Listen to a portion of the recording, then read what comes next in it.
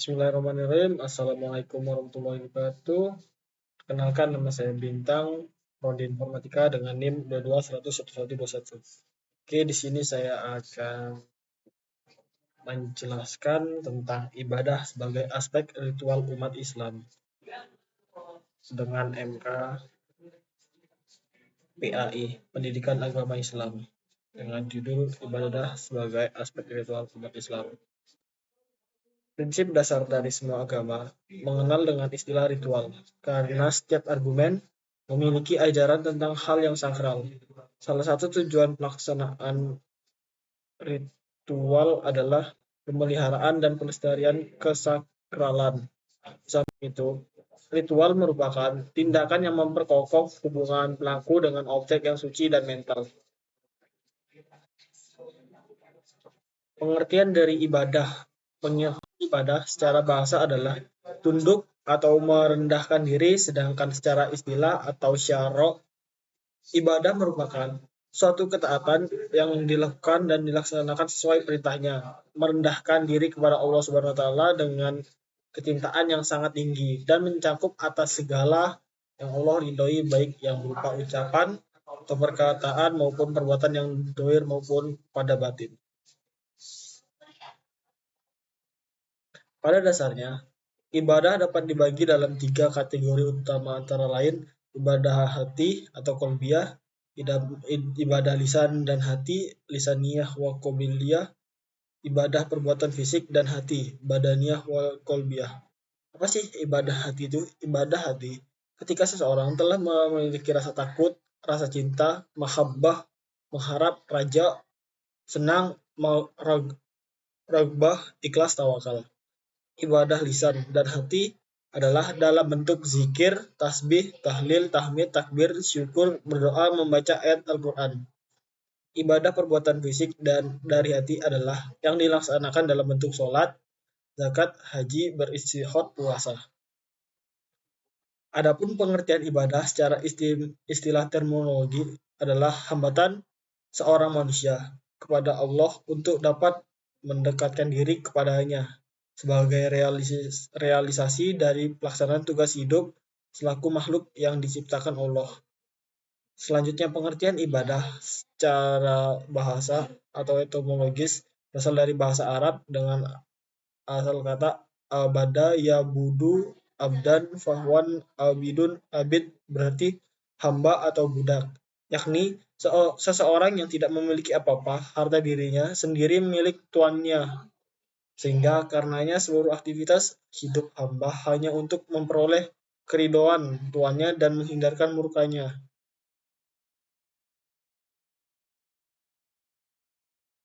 Ibadah mahdah adalah pembagian ibadah dalam ajaran Islam berdasarkan jenisnya dapat dibagi dalam dua, antara lain ibadah mahdah dan ibadah ghairul mahdah. Ibadah mahdah adalah penghambaan yang murni, hanya hubungan hambanya dengan Allah. Ibadah mahdah memiliki 4 prinsip. Keberadaan harus berdasarkan adanya dalil perintah yang berdasarkan baik dari Al-Quran maupun Al-Sunnah. Yang kedua, bersifat suprarasional, di atas jangkauan akal, yang berarti ibadah bentuk ini bukan urusan logika. Yang ketiga, asasnya taat, yang dituntut dari hamba dalam melaksanakan ibadah adalah kepatuhan dan ketaatan. Yang keempat, hamba wajib meyakini bahwa apa yang diperintahkan Allah semata untuk kebahagiaan hamba, bukan untuk Allah, dan salah satu misi utama diutus Rasul adalah untuk dipatuhi. Yang kedua, ibadah ghairul mahdah, tidak murni semata hubungan dengan Allah. Pengertian dari ibadah ghairul mahdah ialah segala amalan yang diizinkan oleh Allah yang tata cara dan perinciannya tidak ditetapkan dengan jelas, dengan prinsip keberadaannya yang didasarkan atas tidak adanya dalil yang melarang. Selama Allah dan Rasulnya tidak melarang, maka ibadah bentuk ini belum boleh dilakukan. tata laksananya tidak berpola kepada contoh Rasul sehingga perkara baru bid'ah dalam ibadah ghairu mahdah diperbolehkan. Bersifat rasional, ibadah bentuk ini baik buruknya atau untung ruginya, manfaat atau mudaratnya dapat ditentukan oleh akal atau logika. Sehingga jika logika sehat, itu buruk, merugikan dan mudarat, maka tidak boleh dilaksanakan azasnya. Manfaat selama itu bermanfaat maka boleh dilakukan. Oleh karena itu, ibadah ghairu mahdah jangan bertanya mana dalilnya yang memerintahkannya, tapi tanyakan dalil mana yang melarang. Dalam ibadah ini berlaku ghairu melarangnya. Dalam ibadah ini berlaku aidul kaidah usul fikih, artinya pada dasarnya segala sesuatu yang dihukumkan diperbolehkan sepanjang tidak ada dalil yang menunjukkan keharaman segala sesuatu itu hukumnya diperbolehkan sepanjang tidak ada dalil yang menunjuk kemahirannya. Adapun contoh ibadah ghairu mahdah adalah masalah-masalah furu seperti sholat subuh dengan kunut atau tidak, zikir, dakwah, tolong menolong, dan lain-lain. Pengertian ritual secara harfiah adalah sebagai sesuatu kegiatan yang dilakukan oleh sekelompok orang atau perorangan dengan tata cara tertentu. Dalam ilmu sosiologi, kata ritual berarti bahwa aturan-aturan tertentu yang digunakan dalam pelaksanaan agama yang melambangkan ajaran dan yang mengingatkan manusia pada ajaran tersebut. Begitu pula dalam ilmu antropologi agama, kata ritual adalah sebagai perilaku tertentu yang bersifat formal, dilakukan dalam waktu tertentu secara berkala, bukan sekadar tintas yang bersifat teknis, melainkan menunjuk pada tindakan yang didasari oleh keyakinan religius terhadap kekuasaan atau kekuatan mistis. Pengertian ritual secara umum adalah segala bentuk atau metode dalam melakukan upacara keagamaan atau upacara penting atau tata cara dalam bentuk upacara. Maka dasar ini menyiratkan bahwa di satu sisi aktivitas ritual berbeda dari aktivitas biasa, terlepas ada dan tidaknya nuansa keagamaan atau kehidupan. Maka dari beberapa penjelasan pengertian ritual di atas dapat disimpulkan bahwa kata ritual adalah serangkaian tindakan yang dilakukan terutama untuk nilai simbolis mereka. Karena hal demikian ini sudah menjadi tradisi masyarakat termasuk oleh komunitas agama dan adat tertentu. Adapun tujuan ritual tersebut bervariasi.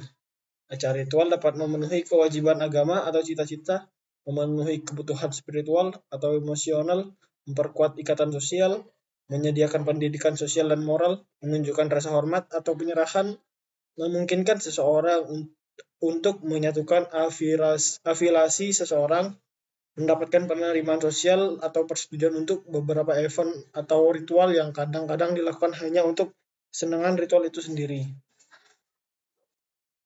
Adapun dari segi tujuan ritual itu sendiri dapat dibagi menjadi 3 bagian penting, antara lain 1.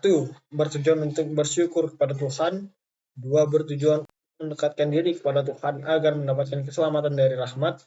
3. Bertujuan untuk meminta ampun atas kesalahan yang dilakukan. Selanjutnya, ritual dapat dibedakan dari segi jangkauan, yakni ritual sebagai teknologi, seperti upacara yang berhubungan dengan kegiatan pertanian dan perburuan. Ritual sebagai terapi, seperti upacara untuk mengobati dan mencegah hal-hal yang tidak diinginkan. Ritual sebagai ideologis, mitos, dan ritual tergabung untuk mengendalikan suasana perasaan hati, perilaku, sentimen, dan nilai untuk kelompok yang baik. Contohnya, inisiasi yang merupakan konfirmasi kelompok terhadap status hak tanggung jawab yang baru. Ritual sebagai penyelamatan, salvation. Misalnya seseorang yang mempunyai pengalaman mistikal seolah-olah menjadi orang baru. Ia berhubungan dengan kosmos yang juga mempengaruhi hubungan dengan dunia profan. Ritual sebagai revitalisasi, penguatan atau penghidupan kembali. Ritual ini sama dengan ritual salvation yang bertujuan untuk penyelamatan tetapi fokusnya pada masyarakat. Ritual ditinjau dari tingkatan dapat dibedakan menjadi 1. Ritual Islam yang primer, 2. Ritual Islam yang sekunder, 3. Ritual Islam tertier. Ritual Islam yang primer adalah ritual yang wajib dilakukan oleh umat Islam. Umpamanya sholat wajib 5 waktu dalam sehari semalam.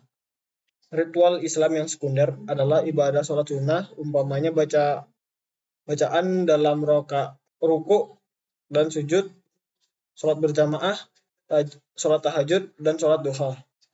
Ritual yang ketiga, ritual Islam tersier adalah ritual yang berupa anjuran dan tidak sampai pada derajat sunnah. Umpamanya dalam yang hadis diriwayatkan oleh Imam Al-Nasai dan Ibnu Hibban yang menyatakan bahwa Nabi Muhammad SAW bersabda, orang membaca ayat kursi setelah sholat wajib tidak akan ada yang menghalanginya untuk masuk surga. Meskipun ada hadis tersebut, ulama tidak berpendapat bahwa bacaan ayat kursi setelah sholat wajib atau sunnah. Karena itu, membaca ayat kursi setelah sholat wajib hanya bersifat tahsimi. Mungkin sekian presentasi dari saya. Apabila ada kata-kata yang salah, saya mohon maaf. Wabillahi taufiq wal hidayah. Wassalamualaikum warahmatullahi wabarakatuh.